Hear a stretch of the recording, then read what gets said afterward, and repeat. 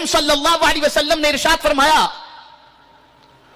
دو لوگوں کو میں نے نہیں دیکھا، یعنی اس زمانے میں حضور کے زمانے میں حضور نے نہیں دیکھا، لیکن سرکار فرماتے ہیں بعد میں یہ دونوں قسم کے لوگ ظاہر ہوں گے۔ ان میں سے ایک مردوں کے حوالے سے فرمایا اور ایک عورتوں کے حوالے سے فرمایا، اور فرمایا وہ جہنم میں جائیں گے اور ان لوگوں کو جنت کی خوشبو تک میسر نہیں ہو سکے گی۔ عورتوں کے حوالے سے کیا فرمایا؟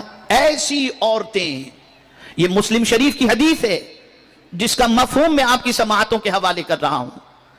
چند روزہ زندگی میں دوسروں کی نظر میں جچنے کے لیے، امپریشن جمانے کے لیے، مائل کرنے کے لیے، چند لمحوں کے سکون اور لذت کے لیے اگر ایسا لباس زیب تن کیا گیا تو اس کا انجام کیا ہے سنیے۔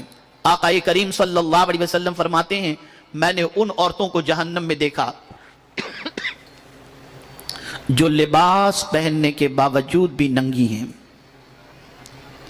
یعنی لباس اتنا باریک، لباس اتنا موٹا بھی ہو لیکن اسٹریچ والا، جس سے جسم کا پورا خد و خال، جیسے آج کی ہماری عورتیں بڑی معذرت کے ساتھ گھروں کے اندر اب پہلے نائٹی پہنا کرتی تھی، شلوار قمیض پہنتی تھی، اب بوڑھی بوڑھی عورتیں ٹی شرٹ اور پینٹ پہنتے، ٹریک پہن کر کے گھومتی ہیں۔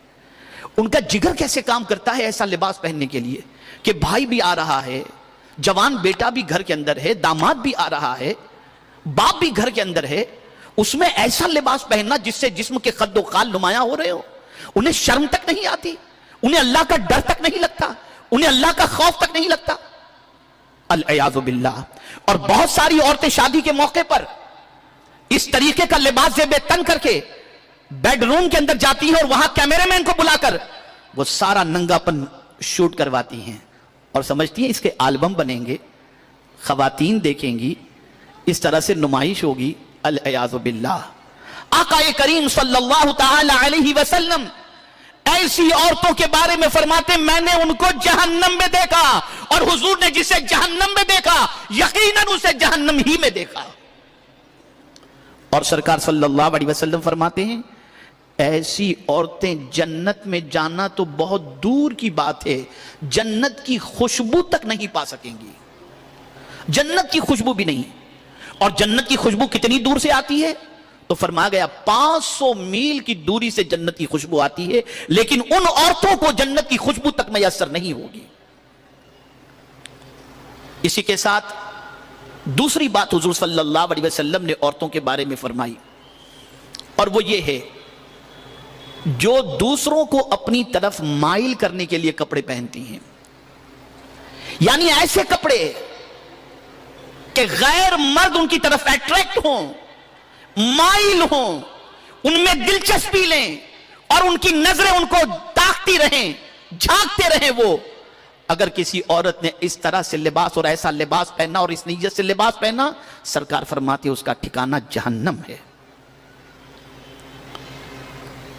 آپ ذرا سوچو آقا کریم صلی اللہ علیہ وسلم کو عورتوں کی کتنی فکر ہے کہ جن گناہوں کی بنیاد پر عورتیں جہنم میں جائیں گی، رحمت عالم صلی اللہ علیہ وسلم نے پہلے ہی مشاہدہ فرما دیا اور ان کاموں کی طرف توجہ دلائی کہ ایسے کام نہ کرنا، ایسے لباس زیب تن نہ کرنا۔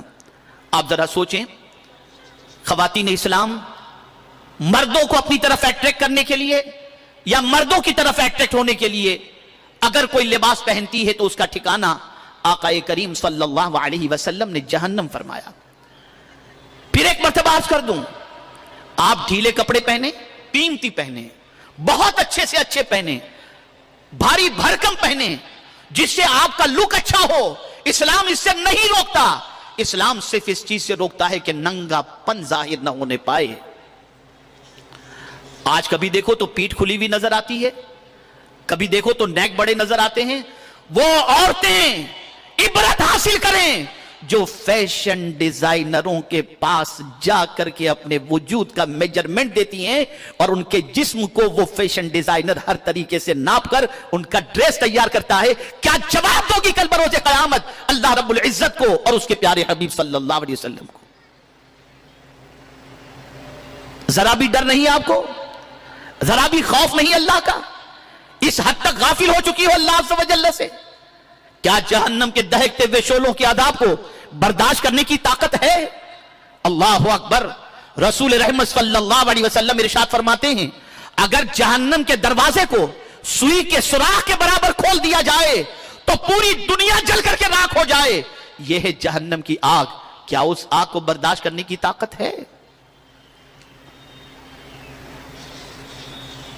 तो आज ऐसे लिबास से तौबा करनी है जो लिबास आपके जिस्म के खद्दो खाल को भी नुमाया करे और लिबास पहनने के बावजूद भी नंगापन जाहिर होता हो। और यह बात याद रखें, लिबास 3 तरह के हैं, बहुत अच्छी तरह से ज़हन में महफूज कर लें। 2 जिस्मानी लिबास है और 1 रूहानी लिबास है। जिस्मानी लिबास यानी वो कपड़ा जिससे हमारी शर्म की चीजें छुप जाएं, ये एक लिबास हुआ। जैसा कि नमाज के अंदर सत्रे औरत फर्ज है। आप किस तरीके की मेंटेलिटी आज की औरतों की बन गई है, मैं तो परेशान हूं सोच सोच करके कि मुसल्ले के अंदर तो चादर रखती हैं कि अल्लाह के सामने खड़ा होना है तो पूरे कपड़े पहनकर बाल की सियाही को भी छुपाकर अल्लाह की बारगाह में खड़ी होती हो, और इंसानों के सामने निकलती हो तो दुपट्टा भी गायब, सर के बाल भी खुले हुए, इस हद तक बेबाकी। नमाज में सत्रे औरत फर्ज है, पूरे वजूद का ढांकना सिवाय 5 चीजों के ये नमाज के अंदर फर्ज है, चेहरा, हथेली और पैर की पिंडलियां। लेकिन नमाज के बाद वजूद को छुपाना जरूरी है, चेहरे का पर्दा भी जरूरी है, हाथ का पर्दा भी जरूरी है, पैर का पर्दा भी जरूरी है। इस्लाम ये नहीं कहता कि जरूरत के वक्त आप घर से बाहर ना निकलो, आप निकलो, आपकी जरूरत के लिए निकलो, लेकिन इस तरीके से निकलो कि कोई गुनहगार भी आपको इस तरीके के लिबास के अंदर देखे तो अपनी निगाहें झुका ले कि ये कोई बापर्दा खातून है, नेक खातून है। अल्लाह अकबर। लेकिन यहां एक और चीज भी अर्ज कर दूं, कुरान ने ये 2 लिबास का तो हुक्म दिया, एक जिस्मानी लिबास जो सत्रे औरत का काम करता है और दूसरा जीनत का काम करता है, यानी बड़ा कीमती लिबास। आप खवातीन के प्रोग्राम में जाएं, आप अच्छी तरह से अच्छे कपड़े पहनकर जाएं, कीमती कपड़े पहन करके जाएं, बन संवर करके जाएं, कोई मुजायके की बात नहीं है, इस्लाम इसको मना नहीं करता। इन्नल्लाह जमील युहिब्बुल जमाल, अल्लाह जमील है और जमाल को पसंद फरमाता है। लेकिन मेरे प्यारे आका सल्लल्लाहु अलैहि वसल्लम के प्यारे दीवानों, एक दौर वो था जहां पर कपड़े के जरिए जिस्म को छुपाना यह बहुत बड़ा सरमाया तस्वुर किया जाता, और आज के दौर में जिस्म को ज्यादा खुला रखना यह आज के दौर के अंदर सरमाया इफ्तिखार तस्वुर किया जाता है। कहां जा रही है कौम, किस तरफ जा रही है? ये सारे फितने, शादीशुदा मर्द और औरत भागते हुए नजर आ रहे हैं, बच्चे बिलखते नजर आ रहे हैं, बच्चियां बिलखती नजर आ रही हैं, और सब मौज मस्ती में अपनी जिंदगी गुजार रहे हैं। ये कपड़ा है, ये लिबास है जिसकी वजह से अट्रैक्शन होता है।